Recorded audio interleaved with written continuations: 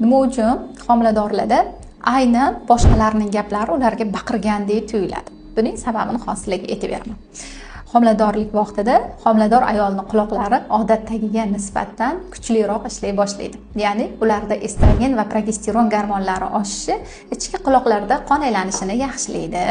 Natijada qon yaxshi borganligi hisobiga nerv sistemasi yaxshi ishlaydi va ularga oddiy ovozlar ham shovqinli bo'lib eshitiladi.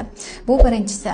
Ikkinchisi, homilador ayollarda instinkt, ya'ni himoya instinkti shakllanadi. U o'ziga va bolasiga nisbatan keladigan xavfni oldini olish uchun uning quloqlari yana ham o'tkirlashib boshlaydi. Oddiy ovozlar ham ularga xuddi baqirgandek tuyuladi. Ular bunga aybdor emaslar. Chunki ayol tug'gandan keyin ham uning chaqalog'i yig'lamasa-da, xuddiki chaqaloqning yig'i ovozi uning quloqlariga eshitilgandek bo'ladi. Bu homiladorlik vaqtidan instinkt shakllanishi bo'ladi.